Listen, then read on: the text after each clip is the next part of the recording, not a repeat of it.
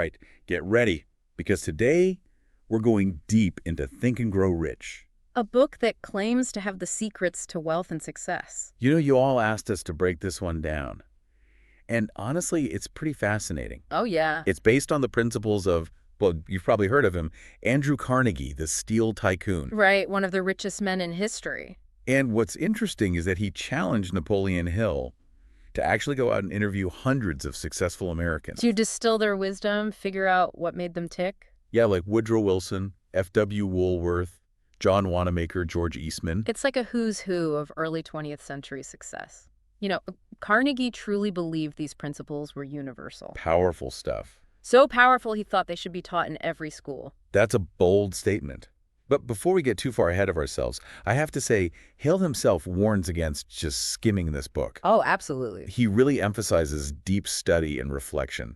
So don't expect a quick fix here. No magic formula. It's about rewiring your thinking, which takes time and effort. Okay, so let's start at the beginning. Yeah, with Hill's first encounter with Andrew Carnegie. The book kind of opens with this almost mythical meeting. Sets the stage. Yeah, where Carnegie gives young Napoleon Hill this massive life mission to figure out and then share the secrets of success. And that leads Hill to a central truth that runs throughout the whole book. Riches start with thought. Not just any thought, though, right? Right, a burning desire. So it's more than just wishful thinking. Oh, yeah, it's this deep conviction that you will achieve what you set out to do.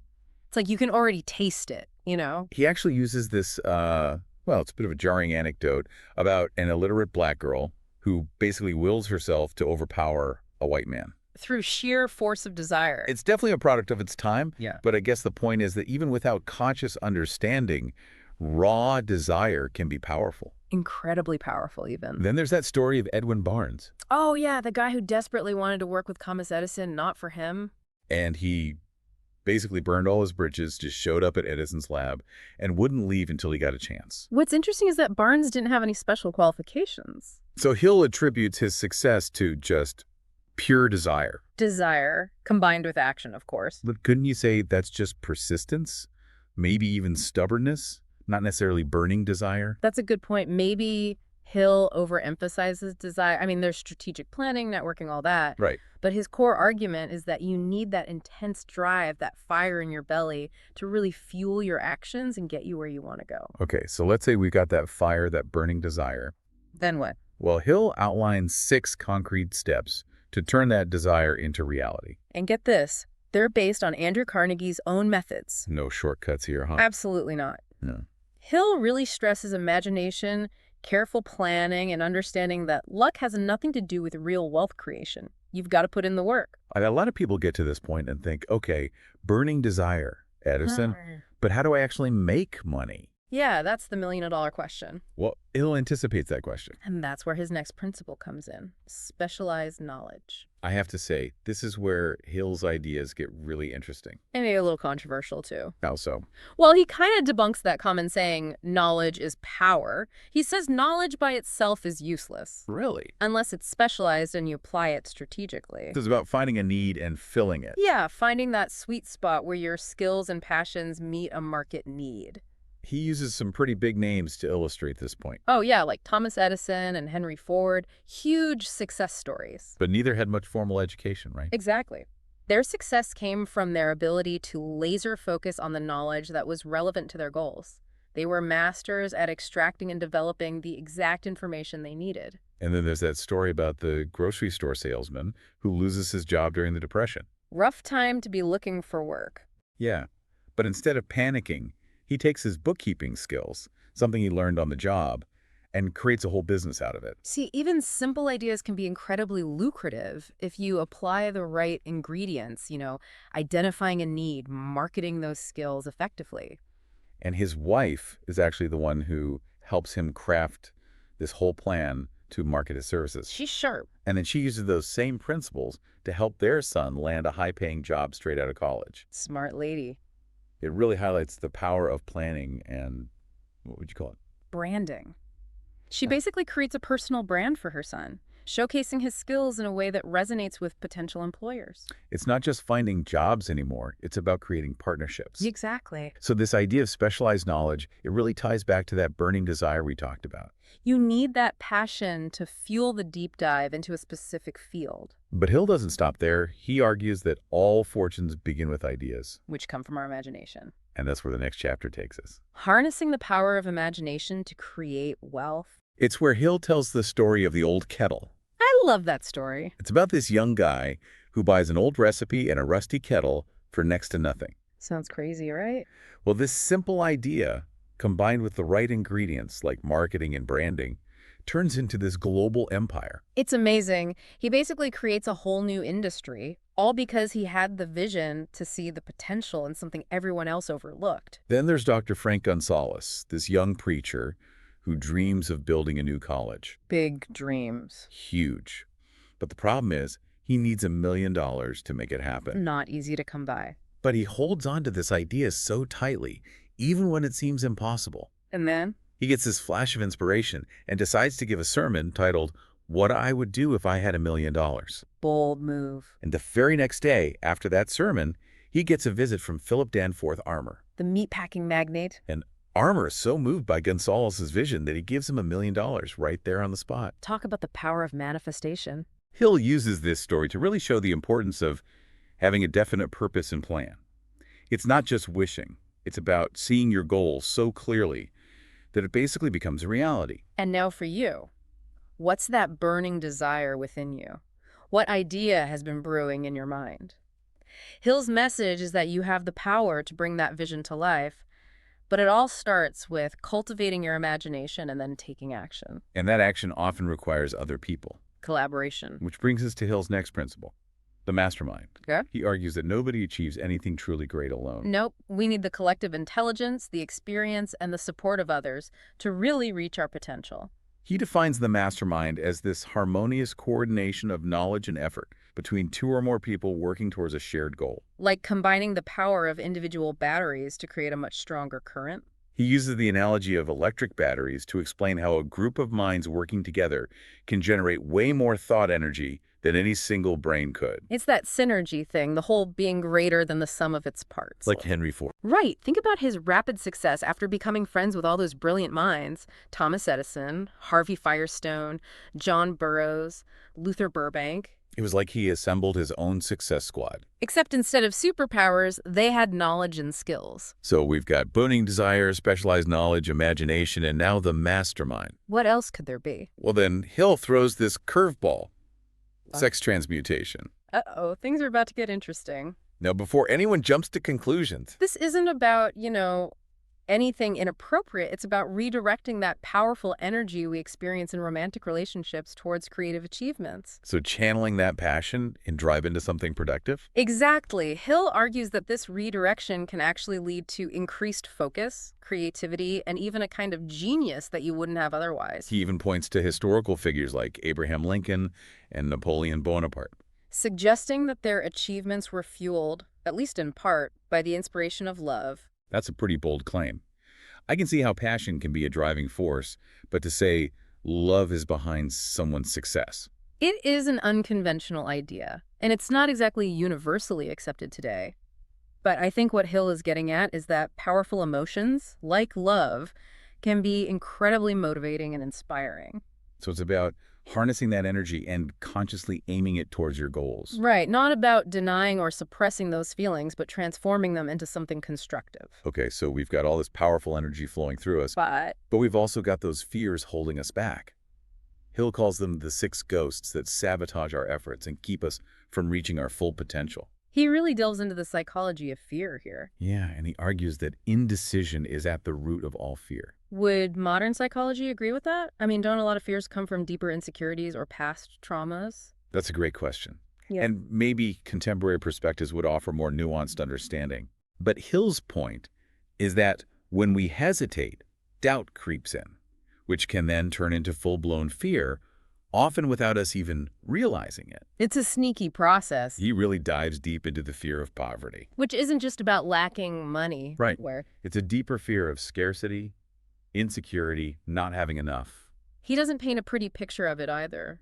He describes the emotional and psychological toll that poverty can take. Even on those who are capable and deserving. He quotes someone as saying, "Money makes a difference." It's powerful because it reminds us that financial security isn't just about things, it's about peace of mind and freedom from worry. Exactly. And then there's the fear of criticism. Ooh, that one hits close to home for a lot of people. It's the fear that can stifle our creativity, our individuality, our courage to really be ourselves. He uses everyday examples, like being afraid to drive an older car because of what people might think. It's amazing how that fear can seep into even the smallest parts of our lives. Absolutely. Then there's the fear of ill health. The one that can make us hyper-aware of every ache and pain. Convinced something terrible is going to happen. Hill was ahead of his time in recognizing the link between our thoughts and our physical well-being. Right. He talks about hypochondria as this vicious cycle where anxiety actually creates real symptoms. It's fascinating how our minds can play tricks on us. And of course, there are those universal fears. Old age, loss of love, death. The big ones. Hill argues that we can find peace by accepting that death is inevitable and focusing on living fully in the present moment. It's about embracing the whole journey of life, from youth to old age. And speaking of journeys, this idea of a mastermind leads us to another crucial element. Collaboration Hill argues that no one achieves greatness in isolation. We need each other. It's about leveraging the collective intelligence and support of others to reach our full potential. It's about recognizing that we can achieve so much more together than we ever could alone. So it's like having your own personal dream team. Exactly. Hill calls this a mastermind group. Okay, a mastermind group. Yeah, it's like a network of like-minded people who share your goals, your ambitions. So like your own personal advisory board. Exactly. Hill believed that by collaborating with others, you could achieve far greater results. You know, leveraging your collective intelligence, your creativity, your resources. Makes sense. But Hill also stresses being really selective about who you let into your mastermind group, right? Oh, absolutely. It's not just about gathering a bunch of people. It's about choosing individuals who are positive, who are supportive, and genuinely invested in your success. People who will push you to be better. Yeah, challenge you, inspire you, and hold you accountable. So where do you even find these people? Well, Hill suggests starting with people you already know, people you respect, like colleagues, mentors. Even friends who have similar goals. Right. But it's also about being open to connecting with new people who could bring different perspectives, different expertise. And once you've got your group, how do you keep things harmonious? I mean, you're going to have different personalities, different opinions. Right. That's why Hill emphasizes clear communication, mutual respect, and a shared commitment to the group's goals. Everyone working together towards the same outcome. Exactly. And it's about recognizing that everyone brings different strengths and weaknesses. You know, that diversity of thought can actually be a real asset. Makes sense. It Yeah. really is like that saying, two heads are better than one. Only amplified. And speaking of amplification, this leads us to Hill's next principle, and it's maybe one of the most fascinating and perhaps misunderstood: sex transmutation. This is where things get a little, Spicy. spicy. But let's be clear, it's not what people might initially think. Hill's not talking about, anything inappropriate. What he's suggesting is that raw energy, that passion we experience in romantic relationships, Can be channeled elsewhere. exactly, redirected towards creative endeavors. So like taking that intensity and focusing it on something productive, like a business venture or an artistic pursuit. Exactly. Hill believed that this redirection could actually lead to more focus, more creativity, and even a kind of heightened intuition or genius, as he called it. He even pointed to historical figures like Abraham Lincoln and Napoleon Bonaparte. Suggesting their achievements were fueled, in part, by the inspiration of love. I mean, that's a bold claim.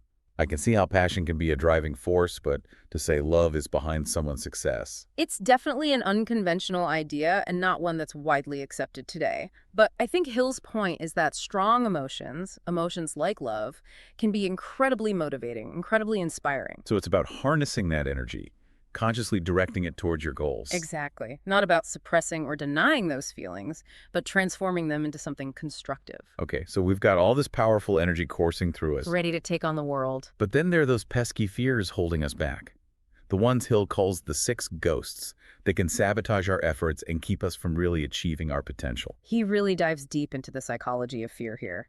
And he starts with what he believes is the most common and debilitating fear: the fear of poverty. And that's not just about being afraid of being broke. No, it's about a deeper fear of scarcity, of insecurity, not having enough. He really paints a vivid picture of how this fear can manifest, from feelings of inferiority to making decisions based solely on money, even if it means compromising your values. And he doesn't shy away from acknowledging the real challenges that come with financial hardship. He even shares this story about a man who feels totally defeated and worthless just because he lost his job.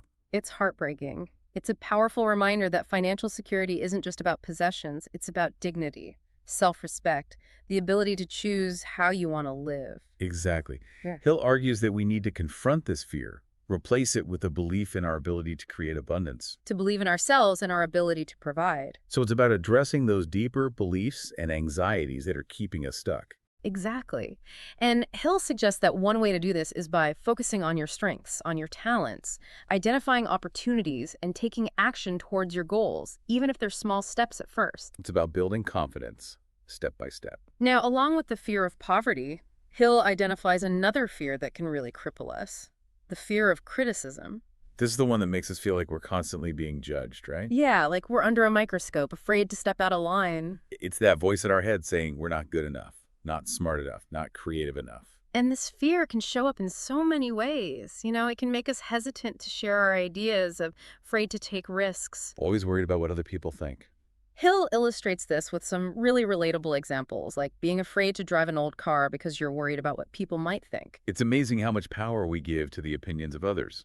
Hill argues that this fear can stifle innovation, stifle creativity, even our own personal growth. Because we end up conforming to societal expectations, even when they don't align with who we really are. Just because we're afraid of being judged or rejected. It's like we're living in this constant state of self-censorship. Afraid to be ourselves. So how do we break free from that? How do we build that inner confidence to be ourselves and go after our dreams, regardless of what others might think? Well, Hill suggests a few things.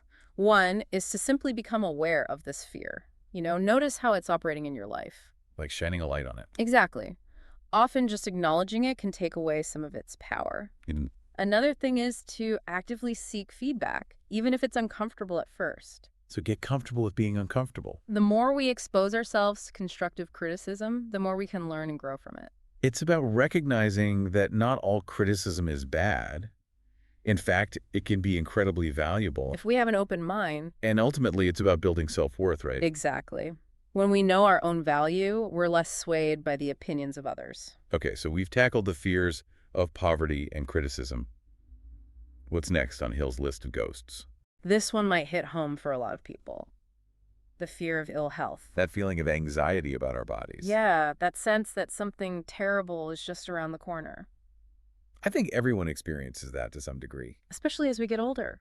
Yeah, it's that voice that says, what if I get sick?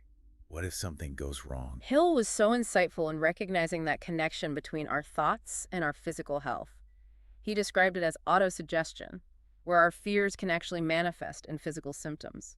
So it's like our anxieties are making us sick. In a way, yes, Hill believed that if we're constantly focused on what we're afraid of, we actually increase the likelihood of it happening.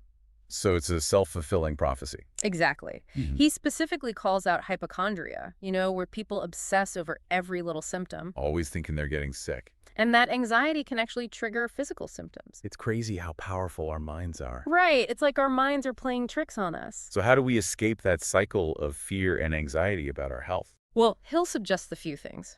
One is to just become more aware of your thoughts, how they're influencing your physical sensations. Like if you feel yourself spiraling, you can consciously change your focus. Exactly, like changing the channel on the radio. If you don't like the song, tune into something else.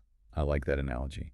What else? Another thing is to focus on gratitude, appreciate all the things your body can do. Instead of dwelling on what might go wrong. Right. Shift from fear to appreciation. And Hill also emphasizes taking care of yourself physically. Of course, eating right, sleeping enough, exercising. It all contributes to a sense of well-being. It's about recognizing that our minds and bodies are connected. We have to take care of both. Okay, so we've talked about the fears of poverty, criticism, ill health. What about those bigger fears, the more existential ones? Yes. The fears of old age, loss of love, death. The fears that keep us up at night. Hill acknowledges that these are deeply ingrained in our human experience. They're valid. But he also encourages us to reframe them, right? To see aging not as decline, but as growth, wisdom. Exactly. Every age has its own beauty, its own value. And what about the fear of losing love? Hill suggests that true love isn't something that can be lost. It transcends physical presence. That's a comforting thought. And then there's the ultimate fear, death. The big one. Hill says we can find peace by accepting its inevitability. Acceptance rather than fear. Right. It's about shifting our focus, embracing the entire journey of life. From beginning to end. And speaking of journeys, that brings us to Hill's final principle, the one that ties everything together, the power of the subconscious mind. The subconscious mind. He argues that our subconscious is like this vast reservoir of untapped potential. Like we have this incredible power within us that we're not even aware of. Exactly. And Hill reminds us that our subconscious is constantly learning, absorbing information from our environment, our thoughts, our beliefs. So what we feed it matters. Absolutely. He suggests that if we feed it positive affirmations, clear goals, a belief in ourselves, we can actually influence it. So we can program our minds for success. Precisely. By replacing those negative thoughts and limiting beliefs with positive, empowering ones. But how do we do that? I mean, it's not like flipping a switch. Hill emphasizes repetition and consistency. He believed that by repeatedly affirming our desires and beliefs, we could actually imprint them onto our subconscious. It's like creating a new habit. Yeah, the more you do it, the easier it becomes. And he also stresses the importance of visualization, right? Oh, absolutely. Creating those clear mental images of what you want to achieve. It's like creating a movie in your mind. The more vividly you can imagine it, the more likely you are to achieve it. So we're talking about consciously shaping our thoughts, our beliefs, our mental images. And to take it a step further, Hill introduces this idea of forming an invisible council. Invisible council. Yeah, it's like a group of wise and inspiring individuals, both living and historical, who can act as mentors and guides. So like a personal board of directors, but made up of people you admire. Exactly. Hill suggests choosing people who embody the qualities you want to cultivate in yourself. So if you want to be more courageous, you might include someone like, say, Nelson Mandela. Precisely. And by mentally engaging with these individuals, imagining conversations with them, seeking their advice, you can tap into their wisdom and inspiration. Expand your own possibilities. Exactly. It's like surrounding yourself with the energy of success, even if it's just in your mind. But Hill also cautions against letting negative influences into our minds, right? Oh, absolutely. He warns against spending time with people who are negative, cynical, or constantly complaining. Because their energy can bring us down. Exactly. It's about being mindful of the inputs we allow into our minds. You know, the books we read, the conversations we have, the media we consume. We have to be curators of our own mental environment. Create a positive and empowering space. And one way to do that is by forming a mastermind group, right? Surrounding ourselves with supportive, like-minded individuals. Exactly. Hill believed that by collaborating with others, we can achieve far greater results than we ever could alone. It's about leveraging that collective intelligence, that shared energy and motivation. It's about having people who believe in you, who support you, who challenge you to be your best. And now we come to the final piece of Hill's philosophy, the one that many find the most intriguing and maybe the most challenging to grasp, the concept of an invisible council. This is where things get really interesting. It's where Hill's ideas take a leap into the unseen, the power of our thoughts to shape our reality. It might sound a bit out there, but Hill truly believed that we can create mental constructs that can actually influence our thoughts, our emotions, our actions. And he suggests forming a council of invisible advisors, people we admire, whether they're historical figures, spiritual leaders, or even fictional characters. It's about surrounding yourself with the energy of success, even if it's just in your mind. So we're talking about harnessing the power of our imagination, creating this mental space where we can access the wisdom and guidance of those we admire. Exactly. Hill believed that through this mental interaction, we can overcome our limitations, expand our possibilities, and achieve extraordinary things. Wow, we've covered a lot of ground here. We have. From burning desire to specialized knowledge. The mastermind, the invisible council, those ghosts of fear. Hill really takes us on a journey through the psychology of success, showing how our thoughts and beliefs can either propel us forward or hold us back. What I find so interesting is that Think and Grow Rich isn't just about positive thinking. It's not just about affirmations and good vibes. It's about taking action, having a plan, implementing strategies to achieve those goals. Right. He gives us a roadmap. He's saying success isn't about luck, it's about mindset and effort. And he'll believe these principles apply to everyone. It doesn't matter where you come from, what your goals are, or what challenges you faced, you have the power to achieve anything you set your mind to. That's pretty empowering. It is.